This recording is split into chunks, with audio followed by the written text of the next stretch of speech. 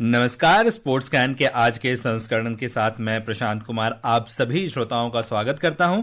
आज के अंक में खेल जगत की तमाम खबरों पर विस्तार से चर्चा के लिए हमारे साथ स्टूडियो में मौजूद हैं वरिष्ठ खेल विशेषज्ञ मनोज जोशी। मनोज जी, स्पोर्ट्स कैन कार्यक्रम में आपका स्वागत है। धन्यवाद। आइए सबसे पहले नजर डालते हैं अब तक की स्पोर्ट्स हेडलाइंस पर। आईसीसी T20 क्रिकेट विश्व कप में भारत और अमेरिका के बीच मुकाबला जारी। बीसीसीआई ने विश्व कप विजेता भारतीय टीम के लिए 7.5 करोड़ रुपए के नकद पुरस्कार की घोषणा की। राष्ट्रीय भारोत्तोलन चैंपियनशिप में एम राजा और अरुमुगा पांडियन महाराजन ने जीता स्वर्ण पदक और सचिन सिवाच और लवलीना बोरगोहेन ने बैक्सम एलिट इंटरनेशनल के फाइनल में जगह बनाई।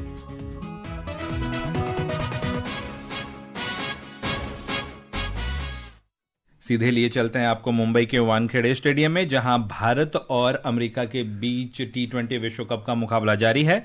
मुंबई में आईसीसी T20 क्रिकेट विश्व कप में भारत ने अमेरिका के साथ खेलते हुए ताजा समाचार मिलने तक 17 ओवर में 7 विकेट पर 126 रन बना लिए हैं। अमेरिका ने टॉस जीतकर गेंदबाजी का फैसला किया। बेहतरीन प्रदर्शन अमेरिका का, हालांकि एक्सपेक्टेशन था कि भारत 200 के पार जाएगी, लेकिन क्या प्रदर्शन किया अमेरिका ने। देखिए, पिछला जो वर्ल्ड कप हुआ था तब से लेकर अब तक देखें आप तो भारत के शायद सबसे खराब प्रदर्शनों में से एक है ये जी। और अब देखिए हमारे गेंदबाजों का इम्तिहान होना बाकी है। यह हालत तब है जबकि उन्होंने कई कैच टपकाए हैं। सूर्य कुमार यादव का कैच टपकाया, ईशान किशन का कैच टपकाया। उसके बावजूद अगर आप देखेंगे आप तो जिस तरह से अभिषेक शर्मा से शुरुआत हुई, हमारी नजरें हमेशा अभिषेक शर्मा पे रहती हैं। कई मैन ऑफ द सीरीज रह चुके हैं, खिताब जीत चुके हैं। वो तेज गेंद, जो पावर प्ले की सबसे तेज गेंद थी, उस पर वो आउट हुए। 148.7 किलोमीटर प्रति घंटे की रफ्तार की गेंद थी। लॉफ्टेड बैकफुट पंच लगाना चाहते थे, उस पर आउट हुए। और रही सही कसर जो छठे ओवर ने जो पूरी की है ना, उससे भारत जो है अंत तक उबर नहीं पाया। अगर आप देखें तो ईशान किशन जो है उनको एक ऐसी रणनीति में उन्होंने फंसाया कि उनको दूर खिलाने की कोशिश की कि गेंद उनके पहुंच से थोड़ी सी दूर की जाए, वाइड भी ना हो, और उसमें वो फंसे मिड ऑफ पर, जिस तरह से उनका कैच हुआ। इसी तरीके से जो उनकी शॉर्ट पिच डिलीवरी की जो रणनीति थी वो कारगर साबित हुई। तिलक वर्मा को देखें आप तो शॉर्ट बॉल जो जिस पर पुल खेलने वो जल्दी चले गए थे। शिवम दुबे को देखें, वो भी शॉर्ट बॉल थी और वो भी स्लोअर थी, उसमें रफ्तार भी कम थी उस बॉल की। उसमें वो पुल शॉट, यहां पर वो भी थोड़ा सा उनका टाइमिंग जो है गड़बड़ाए। तो ये जो 3 विकेट गिरे हैं ना, और 46 रन में 4 विकेट आपने पावर प्ले में खो दिए, उससे भारत उबर नहीं पाया उसे अब तक। और सूर्य कुमार यादव लगातार ये चर्चा करते रहते कि हम बड़े मैच के लिए तैयारी करें, 30 पे 3 विकेट होगा, 4 विकेट होगा। आज ही वो हमें देखने को मिल गया। और क्या कारण है कि पहले ही मुकाबले में सारे कंडीशंस भारतीय टीम को पता थे, उसके बावजूद अमेरिका ने इस तरह का प्रदर्शन किया है। देखिए, अमेरिका के कुछ खिलाड़ी जो हैं वो भी भारतीय मूल के हैं, और उसमें कई तो जिसमें हरमीत और सौरभ नेत्रावलकर जो कि गेंदबाजी की कमान भी संभाल रहे हैं, और अभी हरमीत ने तो 2 शानदार विकेट भी लिए हैं, हार्दिक और अक्षर को आउट किया है। तो ये बेसिकली मुंबई के हैं। वानखेड़े स्टेडियम इनके लिए होम ग्राउंड जैसा है। अब आप कहें कि भारतीय टीम अपने होम ग्राउंड पर खेल रही है, तो भाई वो लोग भी खेल रहे हैं उसमें। बिल्कुल। तो बस ये है कि थोड़ी हड़बड़ाहट, थोड़ी जल्दबाजी, और ये कहिए कि आप बड़े शॉट खेलने के प्रयास में, रफ्तार बढ़ाने के चक्कर में आपने अपने विकेट खोए हैं। अगर आप थोड़ा संतुलित तरीके से खेलते, आराम से खेलते, तो मेरे ख्याल से ये स्थिति शायद ना आती। आप बड़े आराम से आप 150 के स्कोर को अब तक पार कर चुके होते। जी, और सूर्य कुमार यादव की तारीफ करनी होगी। एक तरफ जहां विकेटों का तांता सा लग गया, वो एक तरफ खड़े हैं भारत की कमान संभाले हुए, कप्तान भी है और 51 रन पे खेल रहे हैं वो। बिल्कुल। पिछली बार भी देखिए अमेरिका के खिलाफ जब हम खेल रहे थे तो हालत बहुत अच्छी नहीं थी, तब भी सूर्य कुमार यादव जो है कुछ 49 गेंद पर 50 रन बनाकर नॉट आउट रहे थे। बहुत धीमी पारी उन्होंने खेली थी, जबकि T20 क्रिकेट में वो ऐसी पारियां खेलते नहीं है। यहां उतनी धीमी तो नहीं है, लेकिन उनकी पारी एक रन टीम की उम्मीदें जगा रहा है। और जिस तरह से भारत बहुत संकट में फंसी हुई भारतीय टीम थी, उससे उबारने के काम में वो लगे हुए हैं। मैं समझता हूं अगर 150 के स्कोर तक पहुंचाने में कामयाब हो गए तो किसी भी तरफ मैच जा सकता है। जी, और कल एक और ऐतिहासिक मुकाबला हुआ था जिसे भारत ने जीता। भारत ने कल हरारे में खेले गए अंडर-19 क्रिकेट विश्व कप के फाइनल में इंग्लैंड को 100 रन से हराकर रिकॉर्ड 6ठी बार खिताब जीता। राष्ट्रपति द्रौपदी मुर्मू, उपराष्ट्रपति सीपी राधाकृष्णन, प्रधानमंत्री नरेंद्र मोदी, खेल मंत्री मनसुख मांडविया, बीसीसीआई अध्यक्ष मिथुन मन्हास, उपाध्यक्ष राजीव शुक्ला, बीसीसीआई सेक्रेटरी देवजीत सैकिया, दिग्गज खिलाड़ी सचिन तेंदुलकर, विराट कोहली, अजरुद्दीन, सूर्यकुमार यादव, मिताली राज समेत कई गणमान्य व्यक्तियों ने टीम को बधाई दी है। बीसीसीआई ने अंडर 19 क्रिकेट विश्व कप विजेता भारतीय टीम, तकनीकी स्टाफ और चयन समिति के लिए 7.5 करोड़ रुपए के पुरस्कार की घोषणा की है। बीसीसीआई सेक्रेटरी देवजीत सैकिया ने भारतीय टीम के अजय प्रदर्शन पर प्रसन्नता व्यक्त की। सारे भारतवासी काफी गर्वित थे। अंडर 19 मेंस जिस तरीका से इंग्लैंड को हराया, टूर्नामेंट में एक भी मैच बिना हारे हुए चैंपियनशिप अर्जित किया है, उसके लिए हम लोग बहुत खुश है, बहुत गर्वित है। और बीसीसीआई ने एक 7.5 करोड़ का एक इनाम रखा है जो सारे प्लेयर्स, कोचेज एंड सिलेक्टर्स में बांटा जाएगा। उपाध्यक्ष राजीव शुक्ला ने वैभव सूर्यवंशी और पूरे टीम की खेल की प्रशंसा की। उन्होंने कहा कि निरंतर प्रयासों के कारण बुनियादी ढांचा सुदृढ़ हुआ है और इसका परिणाम हमें देखने को मिला।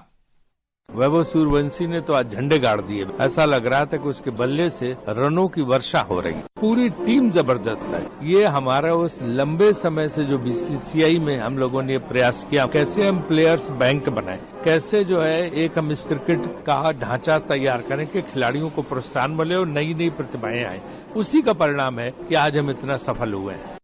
भारतीय क्रिकेट टीम के पूर्व कप्तान मोहम्मद अजरुद्दीन ने टीम को बधाई देते हुए कहा कि ये प्रतियोगिता सीनियर टीम में जगह बनाने के लिए अहम है।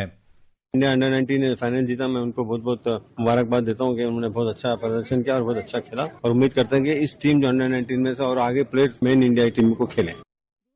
छठी बार जीता भारत ने और बेहतरीन प्रदर्शन और इनामी राशि दर्शाती है कि उनके हौसला अफजाई के लिए ये भी जरूरी था। जी बिल्कुल जरूरी है, क्योंकि 412 का लक्ष्य जब आप अपनी अपोनेंट टीम को देते हैं तो उससे निश्चित तौर पर एक आप मनोवैज्ञानिक बढ़त आपको मिल जाती है। बेशक आपके एक दो गेंदबाज पिट भी जाएं, महंगे भी साबित हों, तो भी आप 412 बहुत बड़ा लक्ष्य है भाई। मैं तो कहता हूं कि अगर हम गली कूचे में या छत पर जाकर खेलेंगे और वहां भी इतने रन जो है काफी होते हैं, क्योंकि अमूमन इतने रन बनते नहीं है। तो जिस उसमें खास तौर पर वैभव सूर्यवंशी, जैसा अब ये राजीव शुक्ला कह रहे थे, बहुत अच्छी बात कही उन्होंने, क्योंकि अभी वो 15 के अभी हुए नहीं है, अगले महीने 15 साल के होंगे और 15 छक्के लगा रहे हैं फाइनल मुकाबले में वो भी। और इसी तरह से अंडर 19 वर्ल्ड कप इतिहास की ये दूसरे सबसे तेज सेंचुरी है अब तक के इतिहास की। तो ये सब दर्शाता है कि हमारी जो युवा ब्रिगेड है वो बहुत बुलंद इरादों के साथ आगे बढ़ रही है, तेजी के साथ, और वो दरवाजे में प्रवेश के लिए इच्छुक ही नहीं है, दरवाजा तोड़कर अंदर आना जानती है। तो वही मुझे लगता है सीनियर टीम में आने वाले समय में आपको और ज्यादा कंपटीशन देखने को मिलेगा। जी, हमने खिलाड़ियों की बात की, कल भी इस पे चर्चा हुई है। वीवीएस लक्ष्मण इस टीम के साथ जुड़े हुए हैं, कितना अहम हो जाता है उनका रोल भी जब ये खिलाड़ी बड़े 100 की ओर भागते हैं और वो उन्हें ये इशारा करते हैं, उन्हें बताते हैं कि आप अपना नेचुरल गेम खेले, बड़े मैचों के दबाव को समझे। कितना अहम हो जाता है उनका? ये बड़ा जरूरी भी होता है, क्योंकि अभी आप उतने परिपक्व नहीं हुए हैं। आप हर बॉल पर आप चौका छक्का मारने की कोशिश करते हैं, तो कोच जो होता है वो समझाता है कि भाई इस बॉलर को आप टारगेट करो, इस बॉलर की बॉल ऐसे आएगी, इस तरीके से आएगी, और उस पर अपनी रणनीति क्या आपकी होनी चाहिए। तो इसलिए कोचिंग जो है काफी मायने रखती है। जब वीवीएस लक्ष्मण जैसा कोच हो, और आपने T20 वर्ल्ड कप में देखा, जब पिछली बार हम चैंपियन बने थे तो राहुल द्रविड़ की जो पैनी दृष्टि थी बहुत काम आई थी टीम के लिए। तो वो मैं समझता हूँ वीवीएस लक्ष्मण के पास जो तजुर्बा है, एनसीए का तजुर्बा है, इंडिया ए की तरफ से प्लेयर्स को इकट्ठे करना और उनको एक्सपोजर देने का जो तजुर्बा है वो बहुत काम आया भारत के। और अंडर 19 क्रिकेट की अगर हम बात करें तो 2008 में विराट कोहली, रविंद्र जडेजा, रोहित शर्मा हो गए, शिखर धवन, मोहम्मद कैफ, युवराज सिंह जैसे खिलाड़ी आगे चलकर भारत का प्रतिनिधित्व किया। तो कौन कौन से ऐसे खिलाड़ी हैं जो आपको लगता है आगे चलकर भारत का परचम लहराएंगे? अभी तो मैं वैभव सूर्यवंशी पे सबकी नजरें हैं, उसके अलावा अमरीश बहुत अच्छा परफॉर्म उन्होंने किया, बाएं हाथ से बल्लेबाजी करते हैं, दाएं हाथ से तेज गेंदबाजी करते हैं। नंबर 8 पर भी अगर आपके पास कनिष्क चौहान जैसे प्लेयर हैं जो अच्छी खासी बल्लेबाजी कर रहे हैं, तो आप ये समझे कि आपकी सीनियर टीम में ही नहीं, जूनियर टीम में भी बहुत गहराई है बल्लेबाजी में।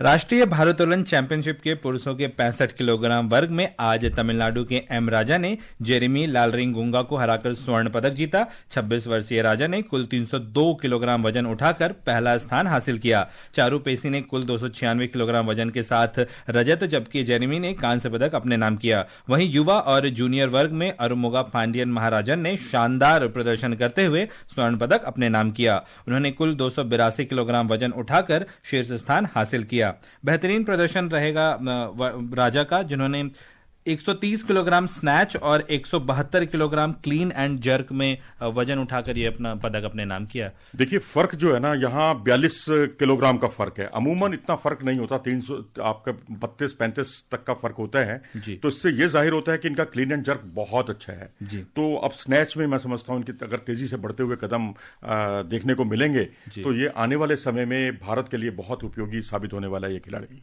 और अगर हम उनकी बात कर ले, जिसमें राष्ट्रमंडल खेलों की जो चैंपियन है जेरिमा लालरिनुंगा को आज हार का सामना करना पाए, ये भी एक बड़ी उपलब्धि है उनको हराना। देखिए एक साइकोलॉजिकल आपको एज है, आप मनोवैज्ञानिक तौर पर जो है आप भविष्य के लिए उम्मीद जगाते हैं, क्योंकि जब आपका अपोजिशन मजबूत होता है तो फिर आप पर जो है किसी तरह का दबाव नहीं होता। आप बस कोशिश यही करते हैं कि उनसे बेटर करें, और उसमें क्या होता है आपके परफॉर्मेंस में बहुत सुधार होता है। तो कोई बड़ी वजह है, मैं तो यही समझता हूं कि अगर अपोजिशन स्ट्रांग है तो उससे उनको भी बहुत मदद मिली होगी जी। विश्व कप स्वर्ण पदक विजेता सचिन सिवाच और ओलंपिक कांस्य पदक विजेता लवलीना बोरगोहेन ने शानदार जीत दर्ज करते हुए बॉक्सम एलिट इंटरनेशनल के फाइनल में जगह बना ली है। सुनते हैं एक रिपोर्ट।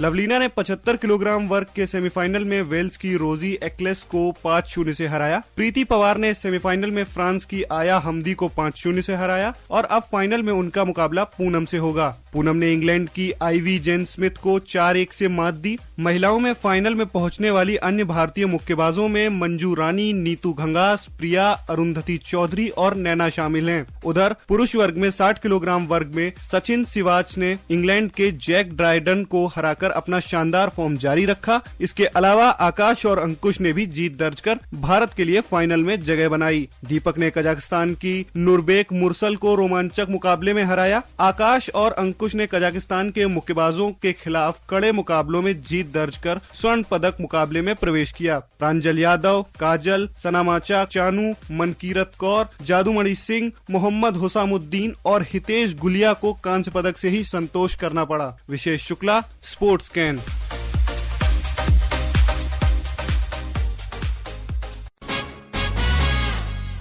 उधर डेविस कप में ब्रिटेन ने नॉर्वे को 3-0 से हराकर डेविस कप टेनिस क्वालिफायर के दूसरे राउंड में जगह बना ली है। ये जीत जूलियन कैश और लॉयल ग्लासपूल के डबल्स मैच में 6-2, 2-6, 7-6 की जीत की बदौलत मिली। उधर भारत के सुमित नागल को सिंगल्स मुकाबले में नीदरलैंड के गाय डे ओडेन से हार का सामना करना पड़ा। वहीं दक्षिणेश्वर सुरेश का मुकाबला जारी है। श्रीराम बालाजी और यूकी भांबरी का सामना कल सेंडर एरेंट्स और डेविड स्पेल से होगा।